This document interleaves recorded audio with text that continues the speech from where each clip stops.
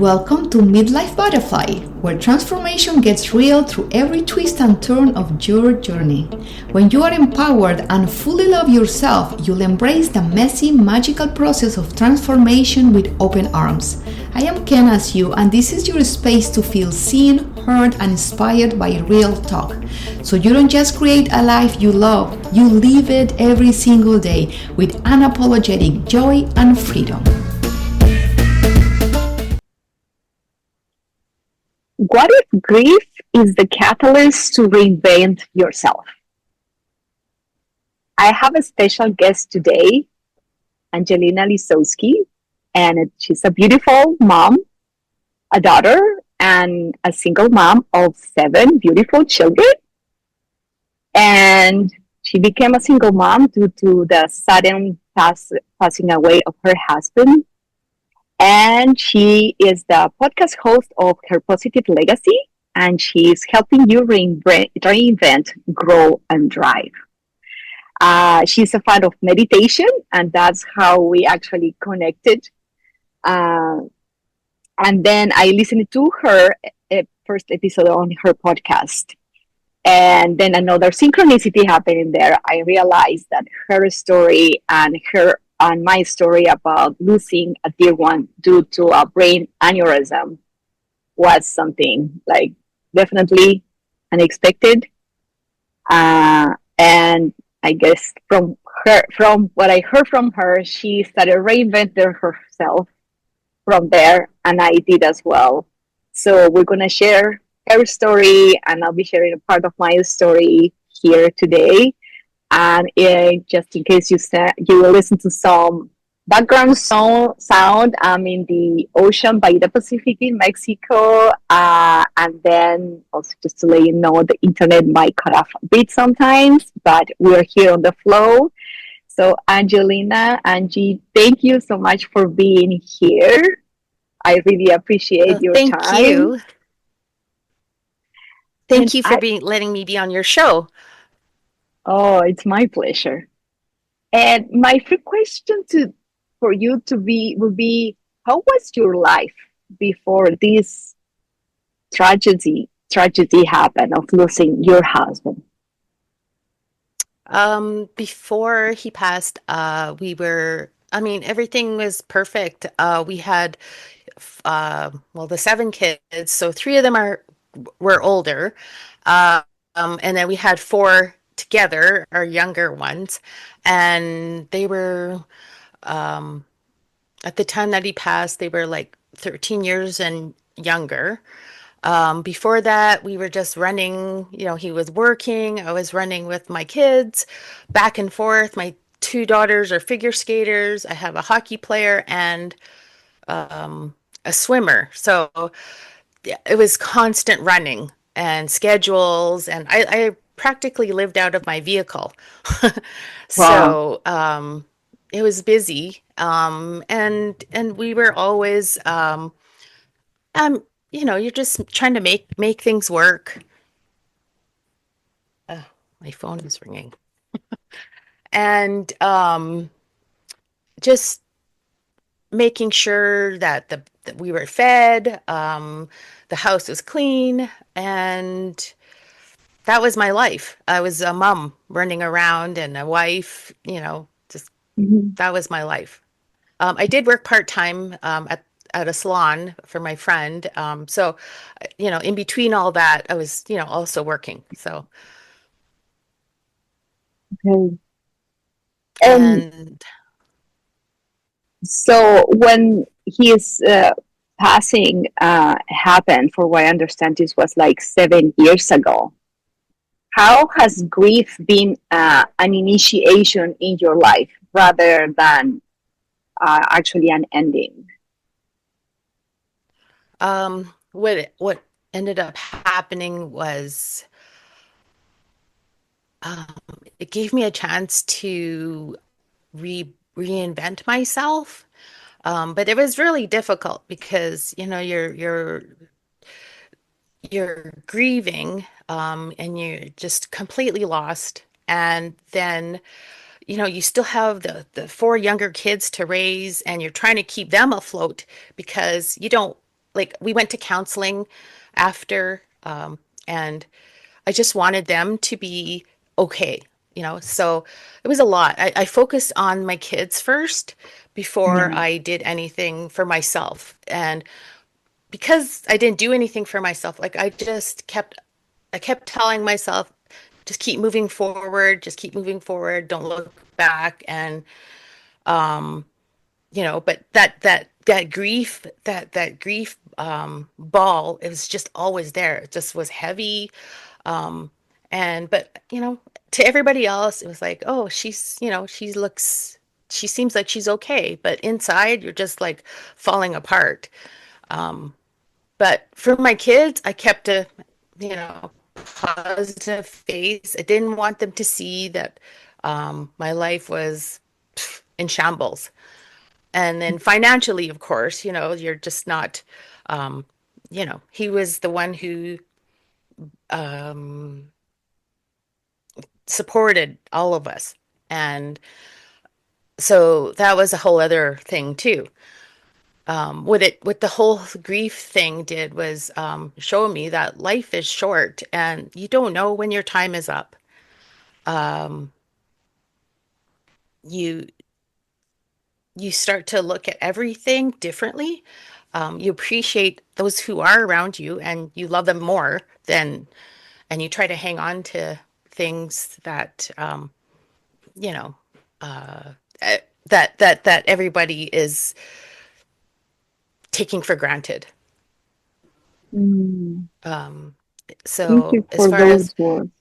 as far as reinventing myself, that took a while to get there because I had to get to a point where I had to hit bottom before I could come back up. So, um, and when I did hit bottom, like I just remember laying on the floor because I just finished meditating, or I tried, and Mhm. I laid on the floor and stared at the ceiling, and I just felt done. Like I didn't want to do this life anymore. I didn't know where I was gonna go, and I didn't know how to get out of it.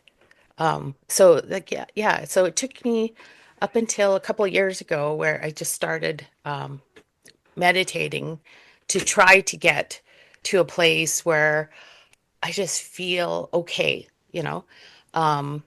So that's what, so when I was laying on the floor, I thought, oh, there's no way I can keep moving and how, but then I think about my kids and I think, oh, I can't leave them. They still need me. So, the biggest thing I realized was nobody was coming to save me. And so I really needed to save myself. So that's where meditation came in. And I sat with myself. I just learned a lot about meditation and just trying to quiet all the noise that was around me. Because I felt also there was a lot of pressure from everybody around me telling me how to run my life, how to, what I should be doing now or what I should be thinking. And I was so lost. And so then when meditation came in, it gave me a chance to just sit with myself and block everything out. Oh, beautiful. Thank you. Wow. Yeah, definitely. I'm gonna go back to what you said of life is short. We don't know when time is up. And Right. yeah, like I mentioned before, my father also transitioned to a brain aneurysm, and he was 5 days in the hospital. We were thinking to bring him back home, and he died the night before. And it's amazing how we, as you said, we take life for granted, thinking that we have a lot of time. We may have, but we may not have that time ahead of us. So I do believe, as you said, like Yeah. then Yeah. is when we embrace those things, the more simple and mundane things, that we say, okay, this is Mm. actually life. right? Yeah, yeah. Like that saying, tomorrow is never promised. Like Yeah, because he had the brain aneurysm, I yeah, think about the moments the night before and how, like everything was like normal. You're just busy, you're conversing, and it's just regular life. Kids are playing and laughing, and then the next day, like it's like I look at it from his point of view, how he was just living, and then all of a sudden you're not, because it was such a sudden thing. And so it just makes me think, like, all the things that we take for granted, all these material things are not yeah. important. Um, No, all these schedules and even to the point where what other people think of what you're doing with your life, or what what their expectations of you are. None of that matters, and money, and sure, you need money to live, but I just don't look at it as such a huge thing as much anymore. I mean, yes, you need it to live, but it's not that important as like living and loving the people around you, helping others, because mental health is like, it's huge now. Like everybody yes, is, it is. there's not one person not struggling with something, so yeah, so I don't know. It just gave me a better uh, look on life. I Mm. appreciate it so much more. And I'm always feeling like there's not enough time. So now I'm feeling I got to do a whole bunch of things before my time is up, because you don't know when that is. So I don't know.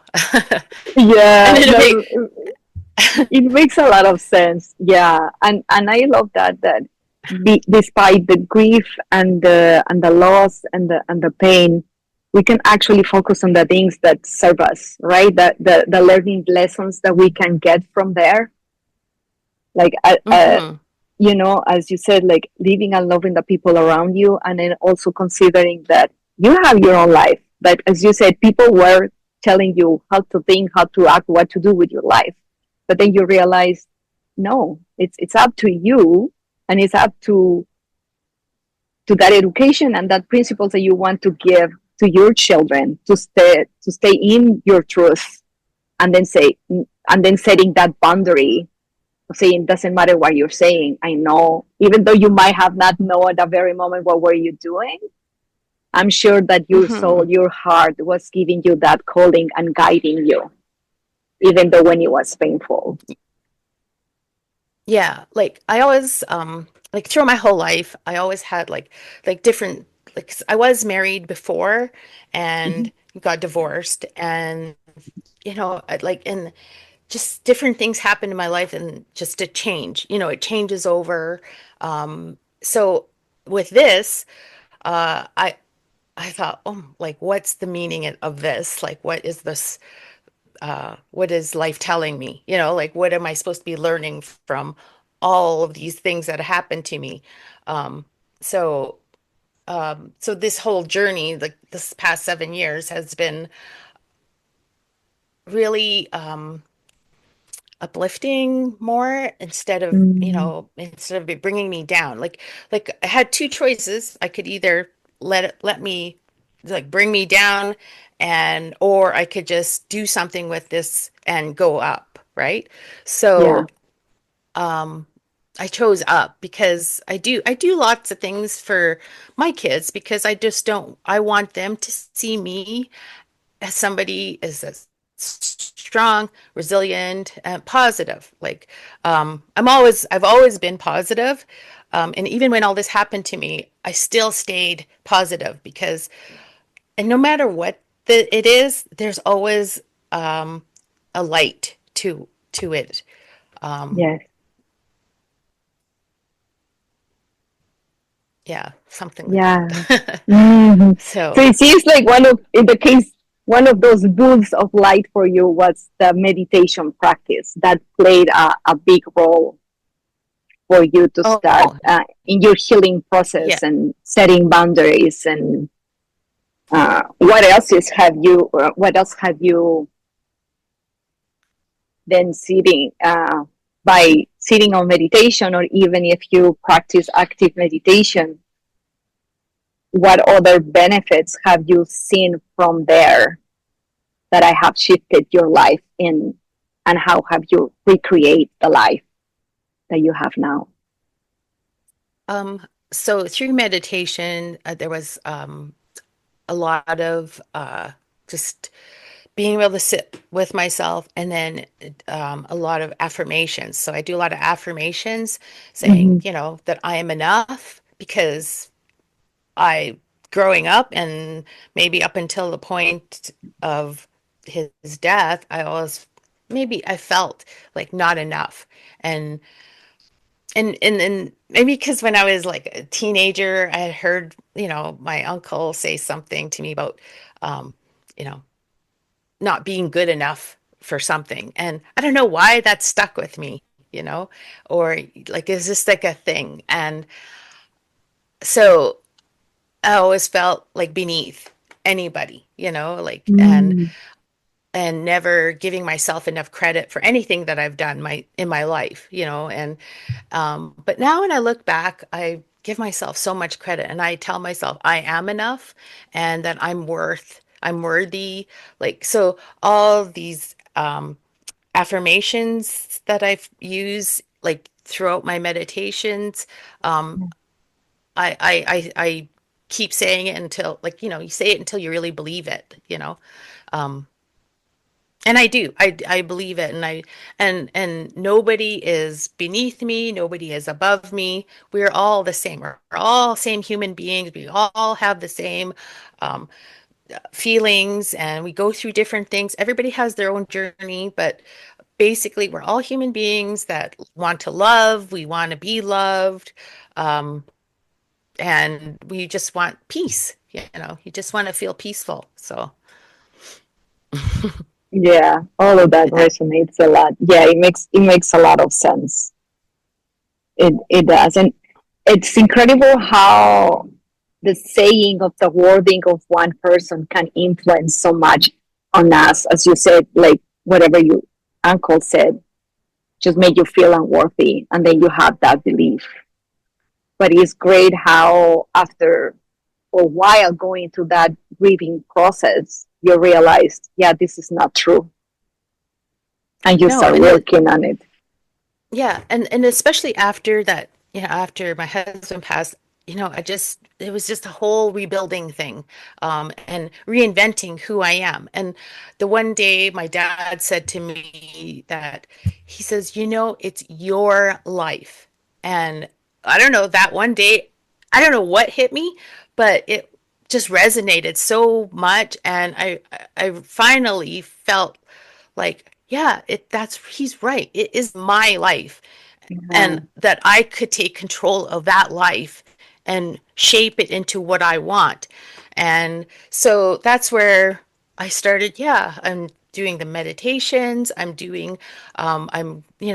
for my house, I've started redecorating and redoing stuff. And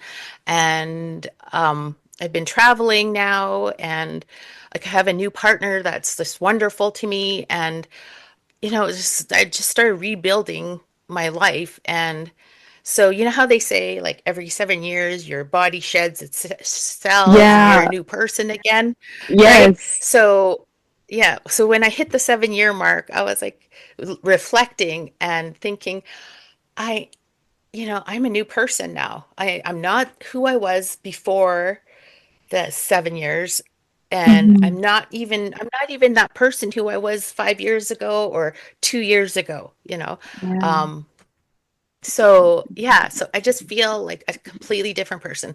And that the whole podcasting thing is part of my new life. So I don't know. I feel really good now, and I'm not letting other people step all over me like I would before, because I would always back down, and kind of, oh, Hmm. maybe you're right. I don't know, like, so, Yeah. and I'm not perfect. I'm not always right, and I'm not always wrong, but like, uh I just like to go with the flow and just be happy and, you know.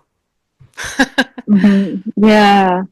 Yeah, those 7 years that they said is like is it like a season or how do they call it? Kind of like a stages in life, right? So, Yeah, like you're yeah, shedding. yeah, exactly. And I'm very glad that you saw it that way and see it with that approach of, as you said, of positivism and saying, okay, it's like, it's been time enough probably of all the pain and the grief and finding who you are again.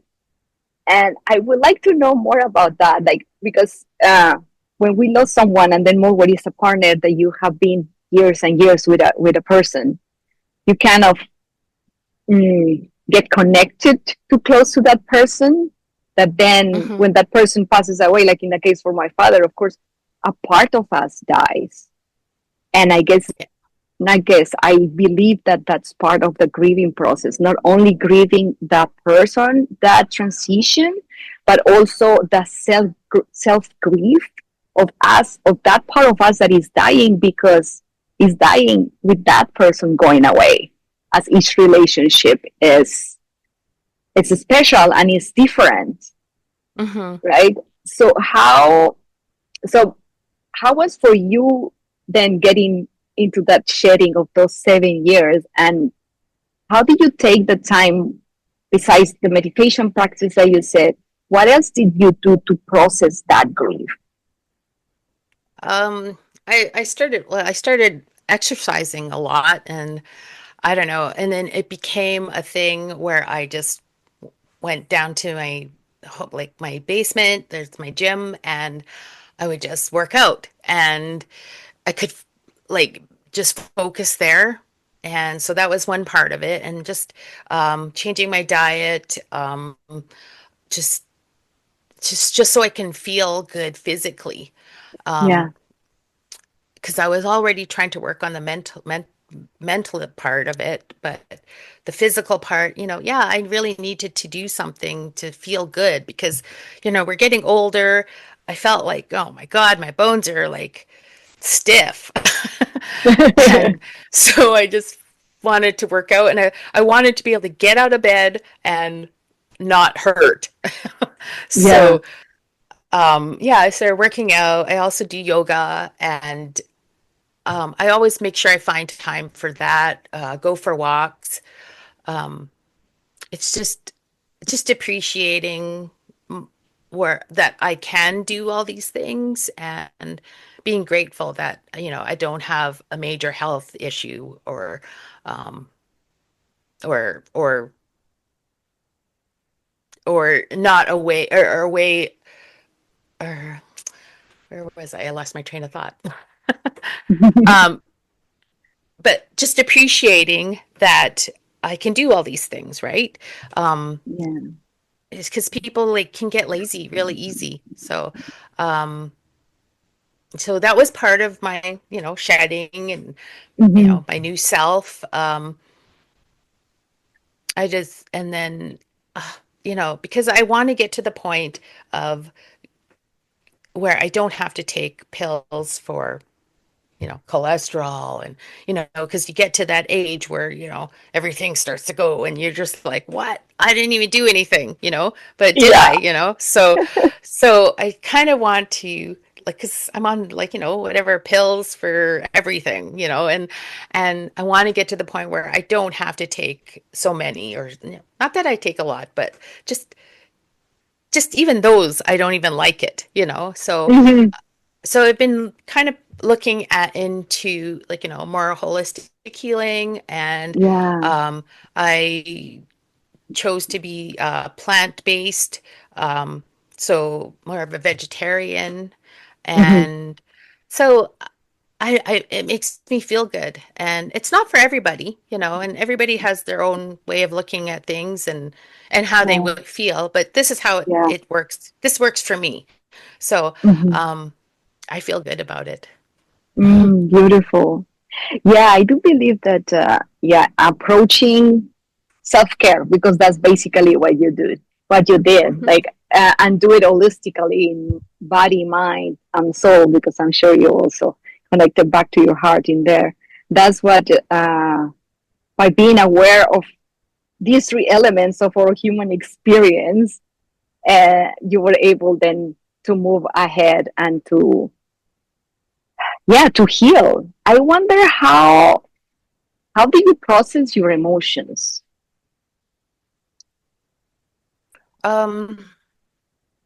I talk a lot.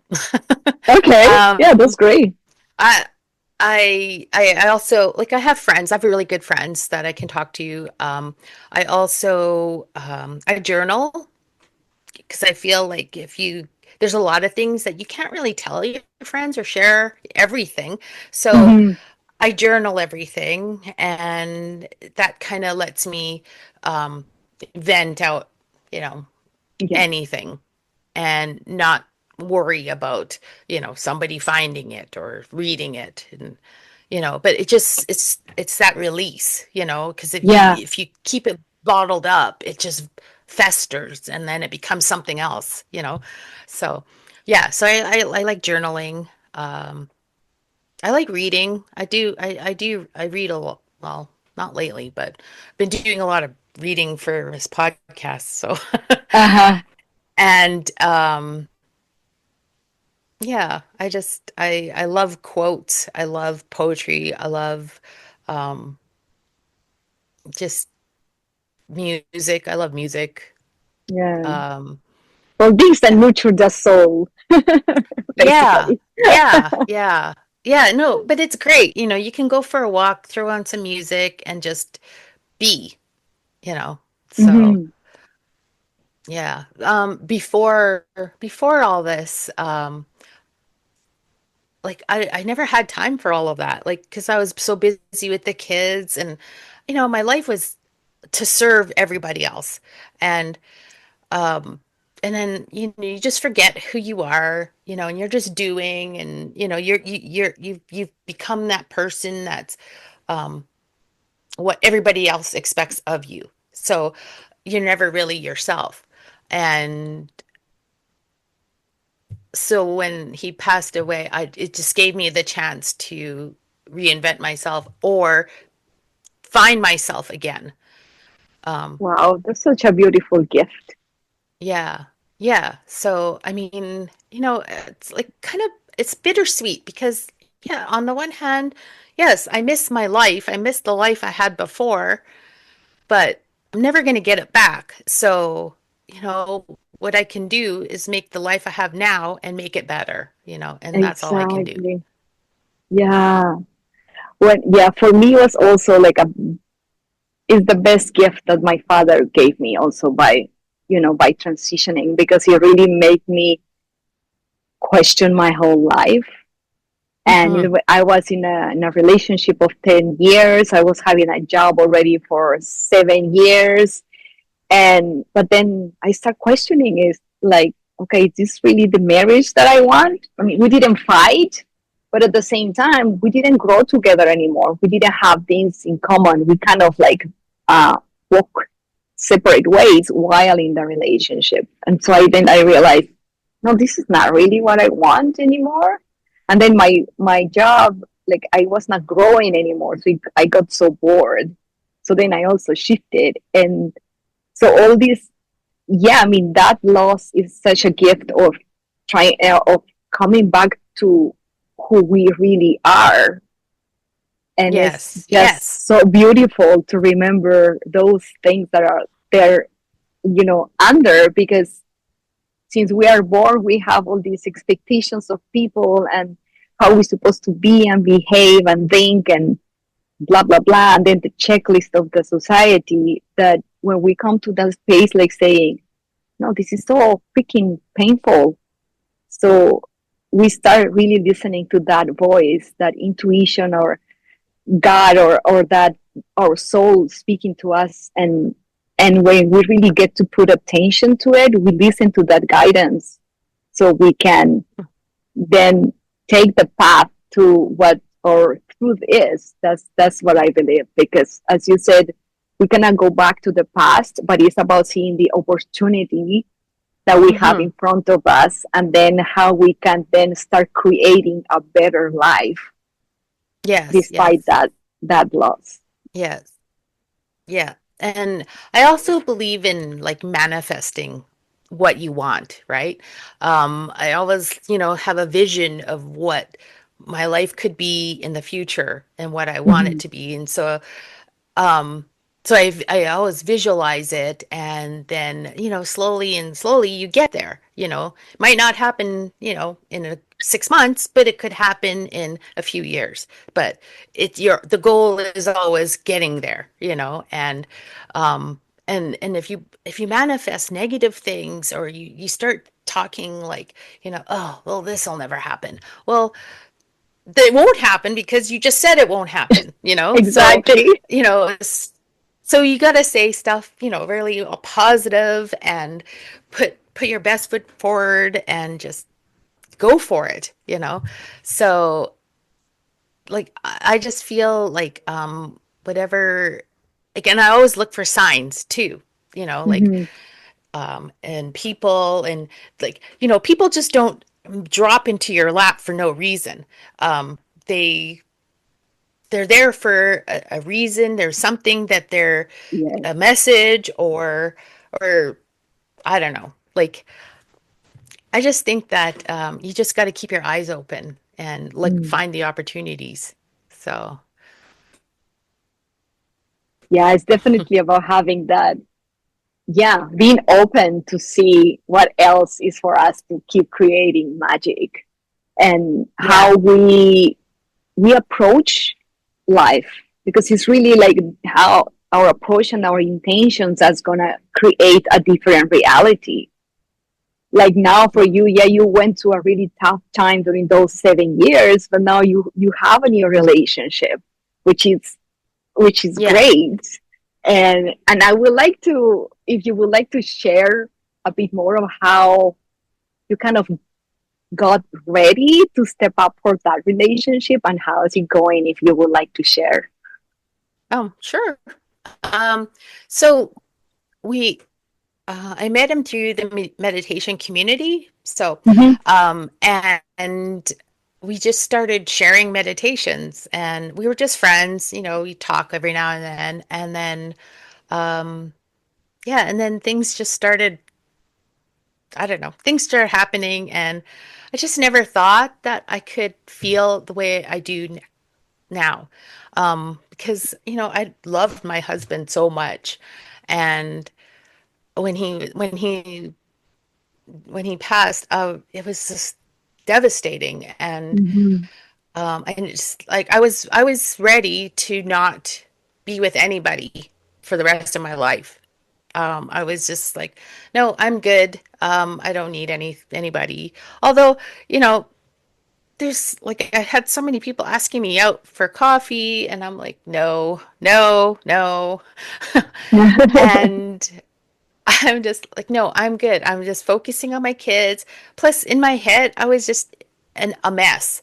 Um, and then, for a few years, I did date somebody, and it just wasn't what I wanted.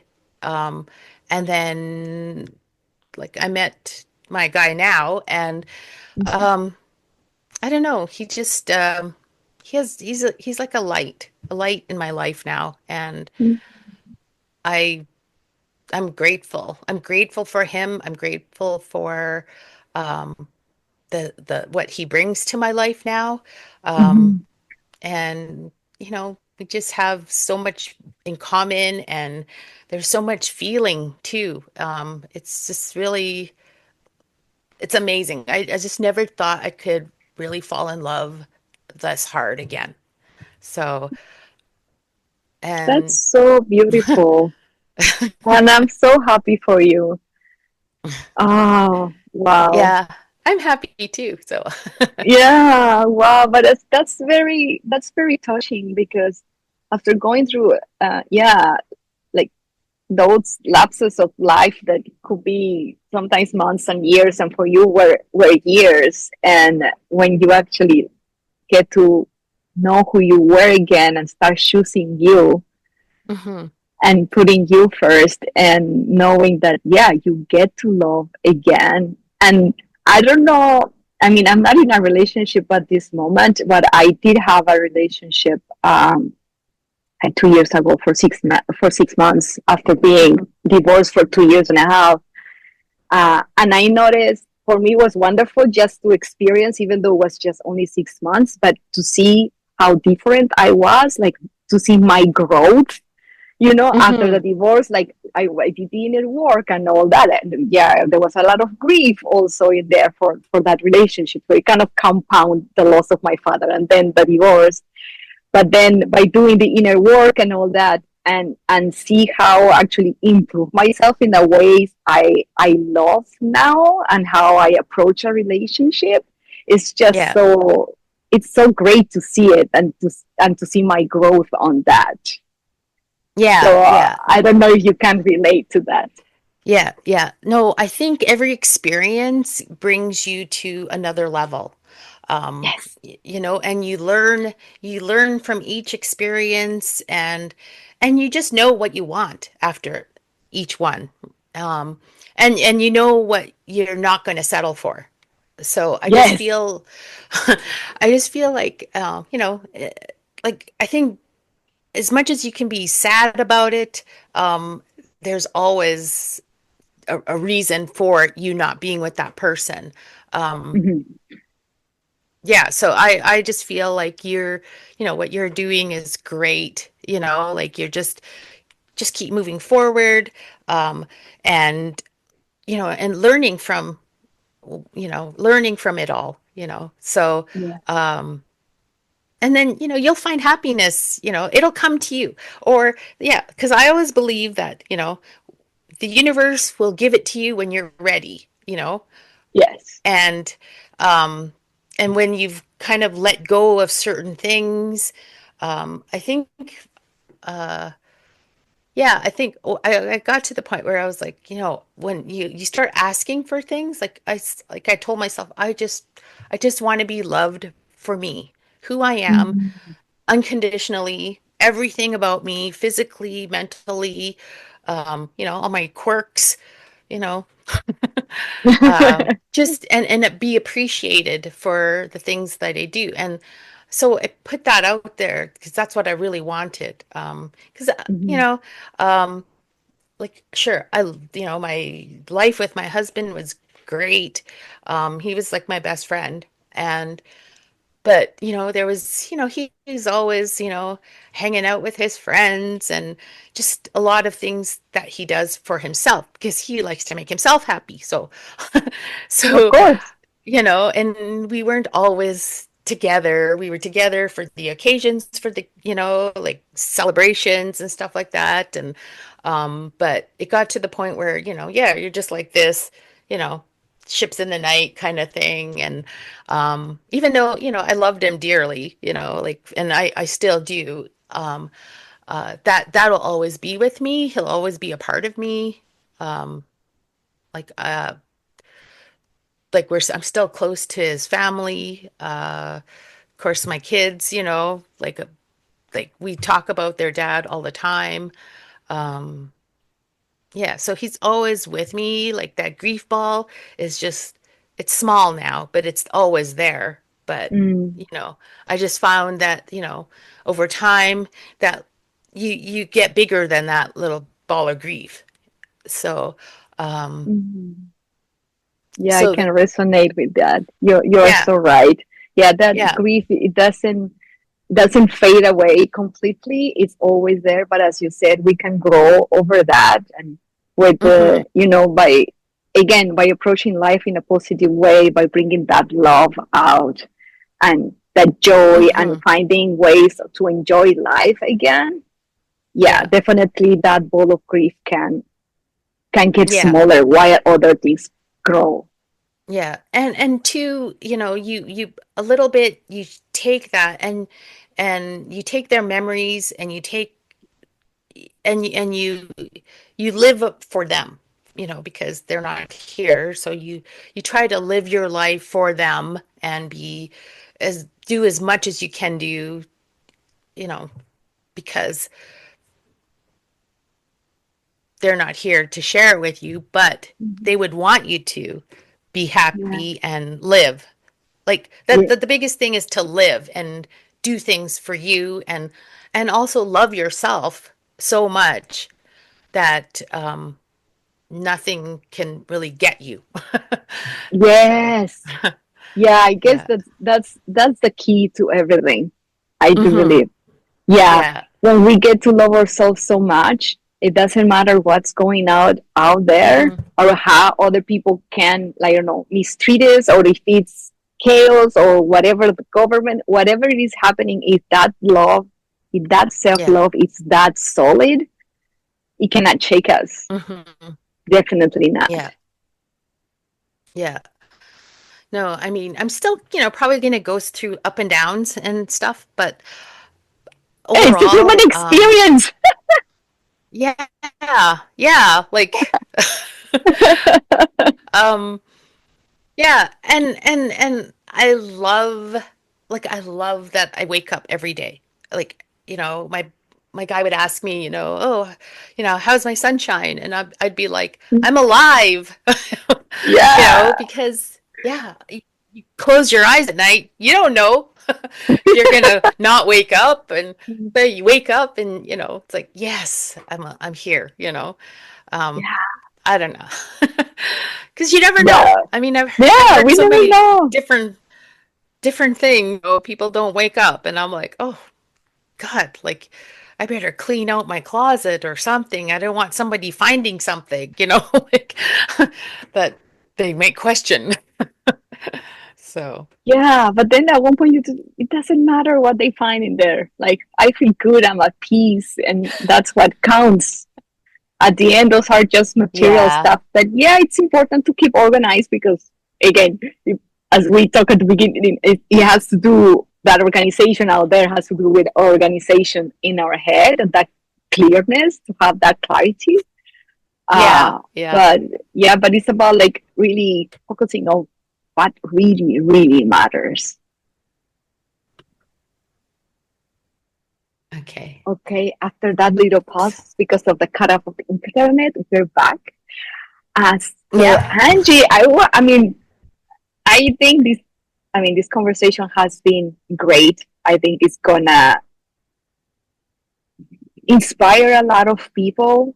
Your story is really going to inspire a lot of people because I want to honor your path, and thank you for having the courage and that resilience to go through it, through these transitions that you went during the past 7 years that I have been quite difficult, challenging, and then loving and knowing who you are and knowing who you are, which I think is the best gift that you can get of all these processes.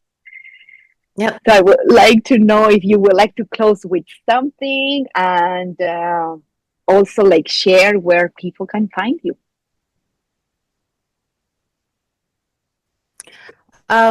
Well, thank you so much for having me on your show. I I just wanted to be able to share my story and let people know that nobody's alone. That, you can find happiness again. So, Mm. and life is short, so go and enjoy it. Live, live, live. Yes, definitely. Um, th- so people can find me at my podcast, Her Positive Legacy, and they can also follow me on Instagram at Her Positive Legacy as well. Okay, beautiful. Yeah, we're gonna share those links in the show notes. And yes, then to end with a question that I love asking my guests is, what is a pleasure of you that you enjoy a lot? Um, Acting. I love hiking. I love being out in nature. Just the sun. I love sunshine and warm weather. Not hot, but just warm. Yeah. So I love hiking. I love being active. That's my biggest thing. Um, yeah, and I love bubble tea. Oh, nice. Beautiful. Again, Yeah. Angie, thank you so much for being here. It has been a pleasure and honor to have you here. Thank you for sharing your story and your beautiful smile that I can see from here, just to let the audience know, and your beautiful presence. So I'll see you around. Okay. Well, thank you so much. Have a great day. You too. Thank you for tuning into Midlife Butterfly. If this episode lit a spark in you, hit that subscribe or follow button on Apple Podcasts, Spotify, or wherever you love to listen, so you'll never miss the magic. If you're feeling generous, drop a review on Apple Podcasts. It helps this empowering content reach more souls ready to transform their lives. And don't forget to take a photo of you while listening and share it on your socials. You can tag me at KenasYou so I can celebrate you and your expansion. Until next time, keep spreading those wings and living in joy, growth, and pleasure.